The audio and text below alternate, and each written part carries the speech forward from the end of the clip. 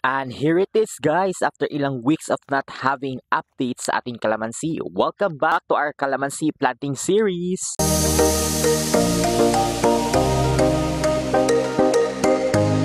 Hi guys! Welcome to FRMPH, our agriculture journey. Wow, agriculture! Pananom journey in hopes of adding cash flow or income one step at a time. If you're on my social media account, masusubaybayan mo, the things that we are actually posting are gardening, farming, financial stability, and stuff like that. And this is one of that. If wala pa, not to worry. You could follow our pages, like and subscribe and follow, and yeah, it would mean a lot. We mentioned before our venture collab to calamansi farming, and here's a part of our planting journey. So come along guys, tapusin hanggang dulo. We were able to mention our supplier the last time and again doing it now. It is really a big help for us na first timers. They gave us planting instructions and advice on how to manage calamansi because honestly, we have zero experience. And tapos nag-travel pa yan sila na pagkalayo-layo and they've agreed na installment for 3 months ang payment and delivery kaya huge shoutout po sa inyo. Maraming salamat! 1. Zampen or Zamboanga Peninsula ranked highest in production sa Philippines. With details on the reasons, check on the first vlog. Number 2, pag andyan na siya, planted na, it would take 5 to 10 years na mapapakinabangan. At my foresight sana for the coming years is to let them retire from hard labor. According sa ibang vids, harvest is every 15 days. Nag-aani ka, so at least may monthly na darating na income. Number 4, citrus siya and is said to be packed with vitamin C and na good for our health. Kaya we decided to venture into this for immune system and things like that. And why we decided to have calamansi in our property.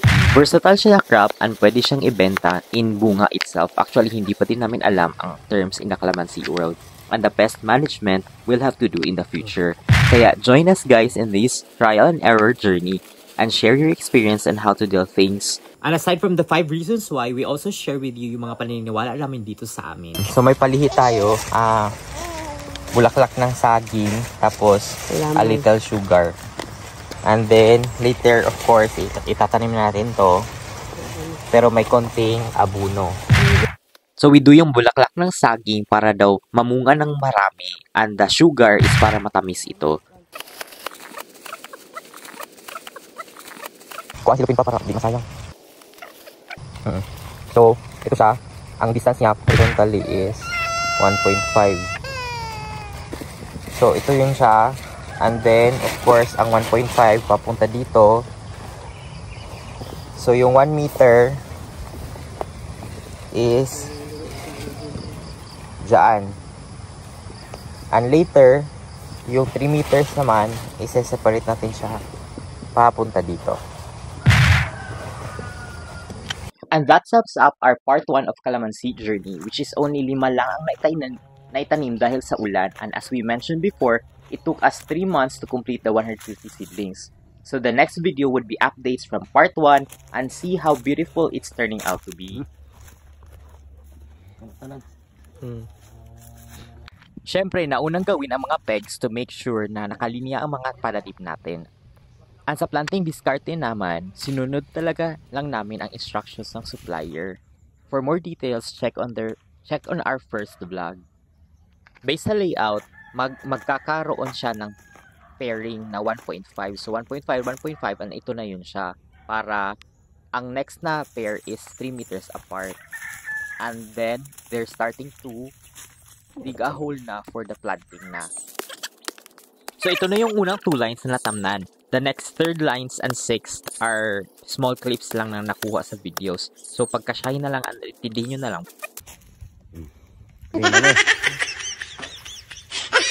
Ano tabunan nagway kamera? Wala. Ano mag-tuslok ag pula? Ay. Sa pagkakaroon kabuho lang sa amin kay nya pa mga alas 2 ang hunas. Kaysa pamahayin karaan, kinaraan. Ang hunas may pananom sa mga kuan kay dagag bunga ang taob dahon-dahonon. Kamansilis ni. And we also wanna know kung ano yung mga paniniwala nyo. So comment down below. Tanom na mi. Og kalamansi. As mentioned earlier, naghukay muna sila ng butas sa umaga kasi di pa nga low tide and now they're planting them kasabay sa paniniwalang ito. Okay. Mm. Po ni? Complete ang gi-apply. Kini ko ani reconditioning soil. Bali ka ako ani kapunuan tanan ang tanom karon. 20. Ikma na po na uban. Puhon. Iskay latong lawas. So paunti-unti lang talaga itong aming pagtatanim kasi as what I mentioned sa part 1, matatanda na po ang parents ko and di namin afford magpatrabaho kaya sariling kayod talaga ito. Actually partner nito siya so ang kabila din natapos nito siya. Hindi lang napakita ng tama.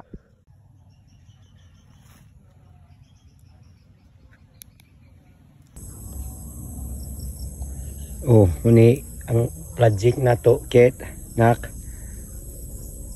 nagkuha na po ko, laay na po ko tudling, nagbuho na po ko tanom na ko mapuhon. Muni karon bali 20 pila ni 1 2 3 4 5 6 7 8 9 10 11 12 13 14 15, 16, yan pa ha, 16, 17, 18, 19, 20, 20. Let's go! Kakuan. Dapat ko ibuhon nun nga usa. 2, 3, 4, 5, 6, 7. Magbuho pa ko ugma din kaya na po din tanong. Sige kayo mo adto na mi ha. Itrangkahan ako imong git. Palitan ako padlock na punod. Okay. Punod. Dalaga ni mong iro. Dito po dagan po kuan. Isa ka ero gibalhin ako kuan. Dagan niya.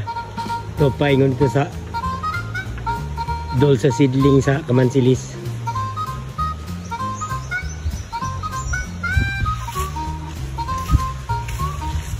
Spikas na ni.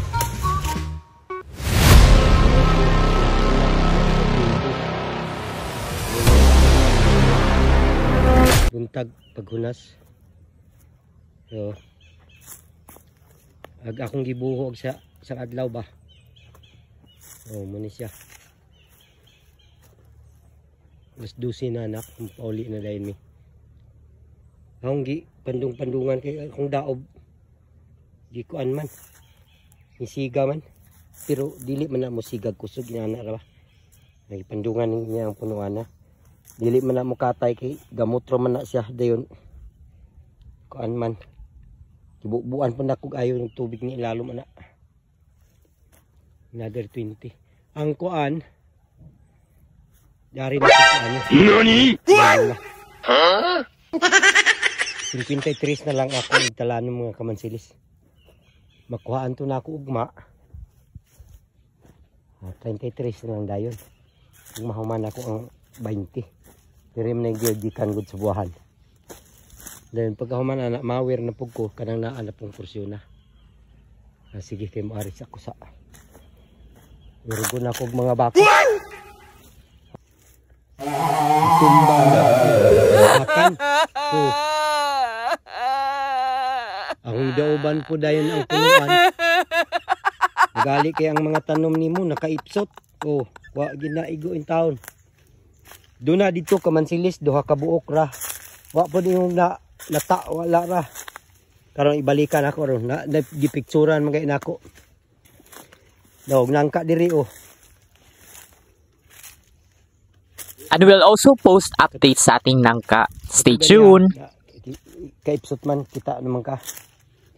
Diari pod. Wala nag-abot. Kuan man na anak santol. Balik ko sa kamansilis.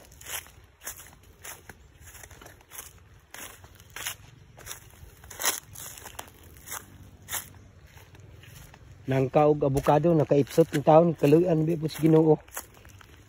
Ay po ning natumba tagad nga gagmay pang tanom kay og nakadagko pa ni tagad awa na. Damage ka na na oh. No na iyang kuan oh. Hapit.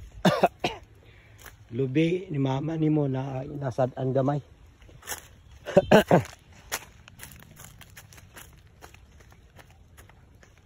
Kuan maguni siya sa lingsing ra maguning bakana. Dayon na gabok na ang ilalom punuan. Sa lingsing ra man siya gipatagaan man og nila ni daan ang tunganay ani. Muni siya oh. Atong kamansilis oh na nakaipsot po diri oh.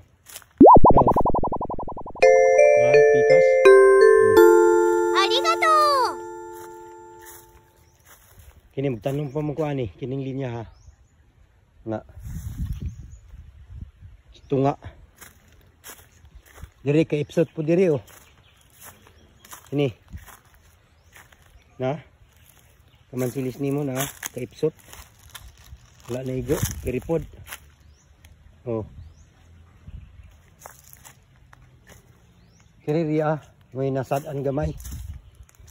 Na. Ay kay gamay palagi. Gagmay pang punuan, kiri riya. Pero di ra na mamatay. Kiri wala naman ni, wala man na igo na. Ako lang gilimpyuhan punuan. Mawiran pa nako ni, karon dagway. Agkuan man ni unang tanom. Na sige. Amunit ko anak, ikaunom na to katudling. Karon pa nako na tanom. Nagbuho pa man na tanan ba. Di pa isa ng ulang. Oh. Nag-interling pa manggugo atong dulyan nga gikuan. Ang nabalhinan og baboy gahapon. Laos dos na gay ko nakahuman gahapon. Karon no, alas 12 na wa pa ko magkuha pa gyud ko mama nimo. Kiririan na pud akong mawiranan. Bali og duha ra ni katudling ani. Kanang 30 kapin. Duha katudling ra man. Kay 20, hapit 20 may karga. Adis 9 kining tudlinga karon. And those guys is the end of part 2 of our Calamansi series. Di pa talaga tayo tapos guys, but we'll have to end it here kasi mahaba na din ito. And we'll still have 30-ish pieces to plant. So watch out for Calamansi updates and our konting tweaking sa farm. So follow us guys on our journey on planting this, on pest management, anong mga itatanim, anong mga ilalagay natin na mga implements, especially dito sa Calamansi, sa avocado, sa nangka, and of course our other crops, yung mga vegetables, kalabasa, talong, and all others. Marami tayong topic, huwag kayong kalala, so hindi tayo mawawalan ng mga topic na mga pwede pag-usapan, and I really think that you will also enjoy. So buyers!